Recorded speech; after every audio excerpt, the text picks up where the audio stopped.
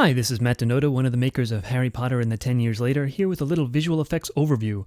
All the visual effects in the series were done by myself and Bob Quinn. He's one of the producers and was also one of the DPs and did all the original music.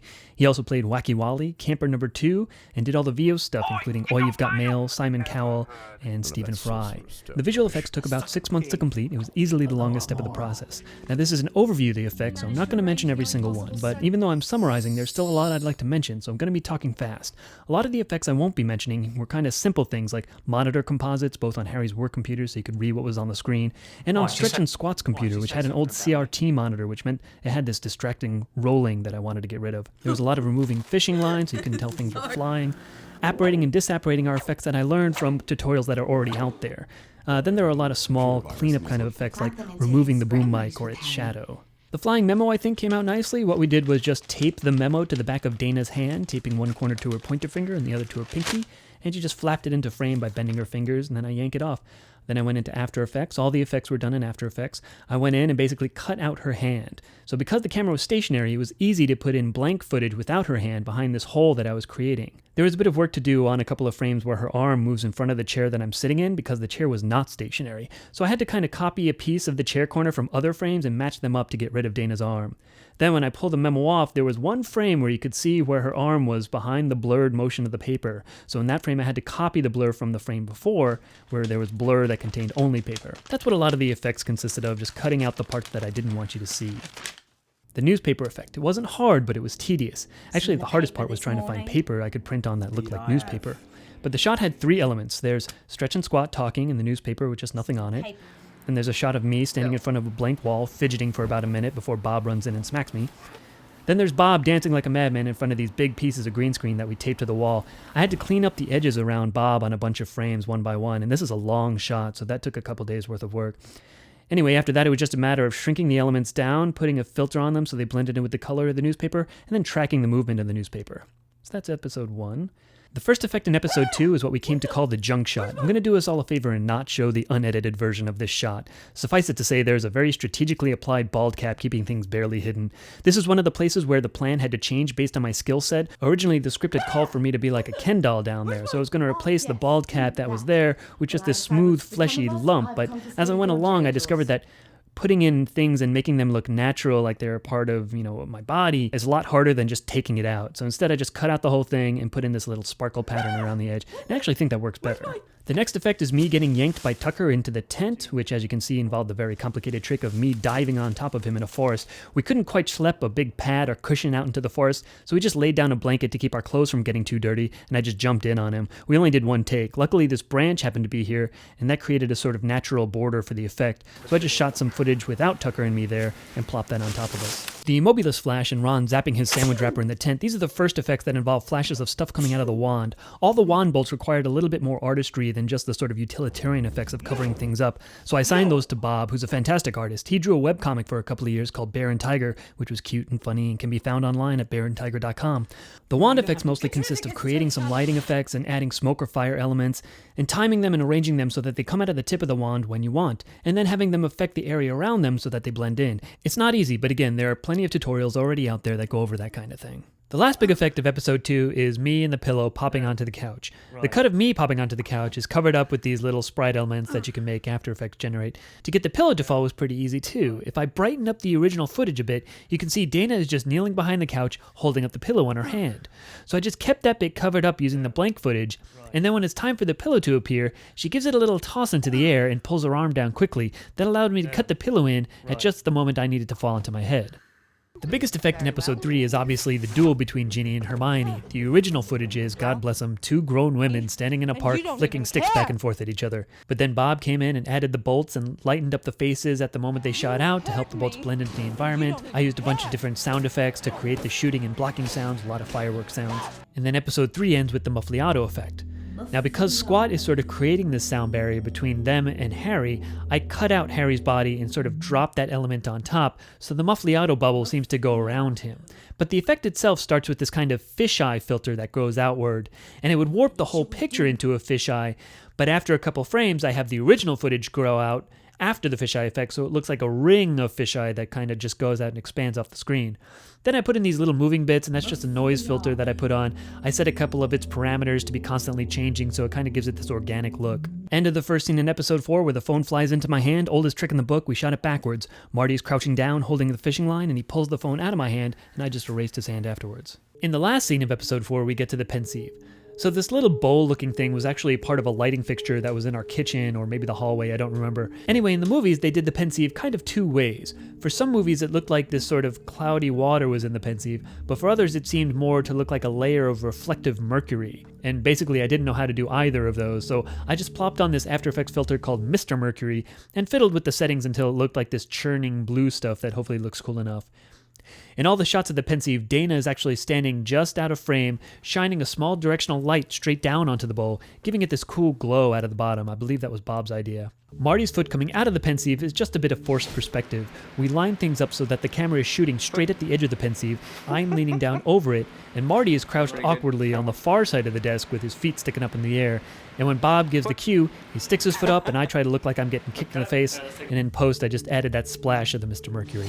Then we get our first good look at a memory. They will of course become very important in later episodes, so I definitely wanted them to look cool, so I made Bob do it. I took a stab at them and they didn't look so great. They looked like poorly animated pieces of spaghetti, but Bob used a particle generator and played with a lot of the settings until it looked like this, which is to say cool. He also added a bit of a lens flare effect. Episode 5, the invisibility cloak. This thing took forever.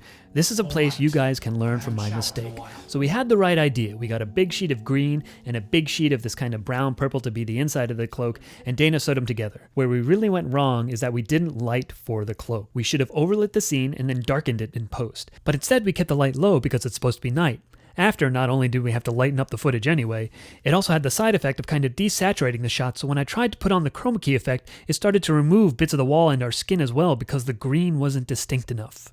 So I basically spent Christmas week of 2011 going through these 4 cloak shots and painting out the cloak manually frame by frame, just like with the newspaper shot, only way more work. It was a giant pain and my family kept looking at me like I was nuts, but it was worth it. Episode 6, there's another little fix here like I was talking about at the beginning. There's a bounce card that was leaning against the couch here behind Dana that we didn't notice when we were shooting it, so I painted it out in a way that would probably be considered sloppy by professionals, but worked well enough for us. Alright, now we start to get into the real spoilery stuff. So if you haven't watched the series, and this video has piqued your interest in the actual story, stop now, go watch the series, and then come back. Of course, episode 6 ends with this big montage, and there's a bunch more memory effects that Bob did, which are all awesome.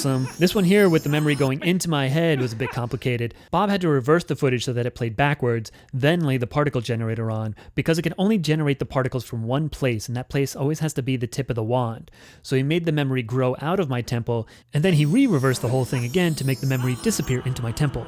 All the memories came from basically one effect that Bob did, but it took a lot of work to make them behave the way that he wanted to, so that they would move the way he needed them to, without clumping together or falling apart. This whole sequence was a lot of work for Bob between the memories and the music, but it came out amazing. Episode 7, Part 1 is the introduction of Voldemort, or Harry Mort. As I was putting the footage together, I decided that Voldemort was creepier if he didn't blink.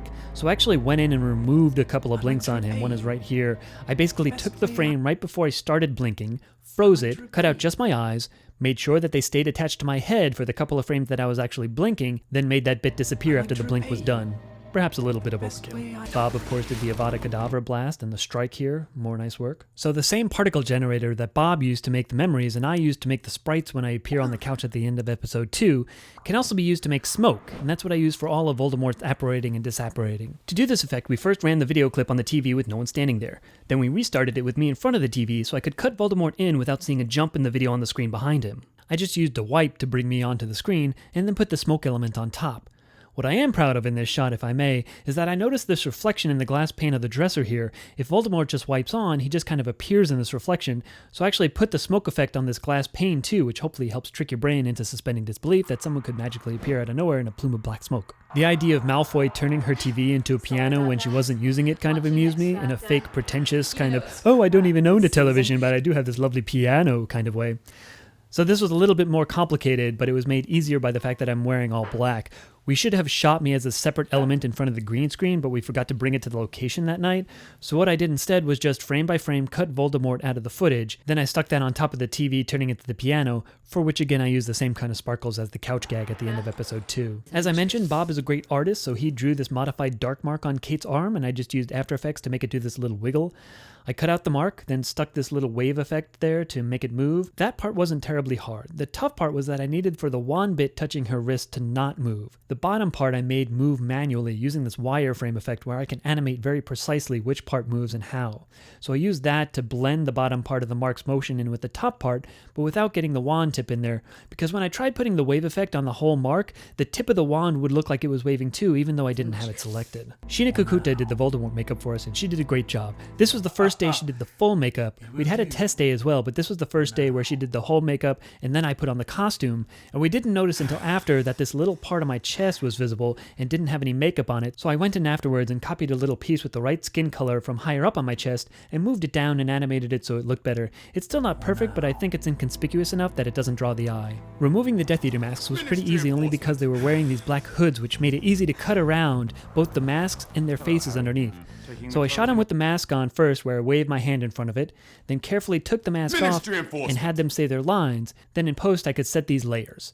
First there was just the original footage with the mask on. The frame after my hand is out of the way, I add 2 layers, the mask blowing away effect, and the cutout face underneath to say the line. Okay, last episode.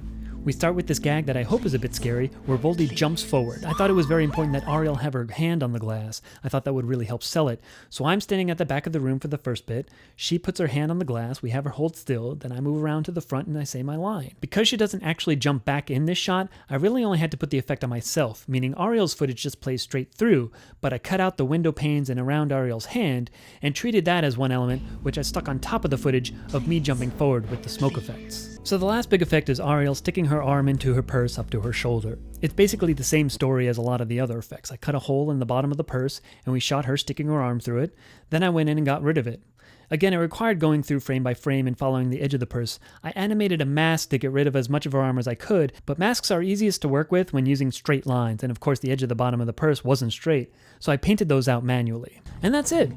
Overall, we didn't break any new ground effects-wise, but when you consider how hard some of this stuff would have been to do even 10 years ago, it's pretty amazing. This was 2 guys, 1 program, and just a ton of time and work. Also, I had never really used the program before this. I just learned using online tutorials and a lot of experimenting. So I hope this has been educational, entertaining, and if you need it to be, inspiring. Thanks for watching.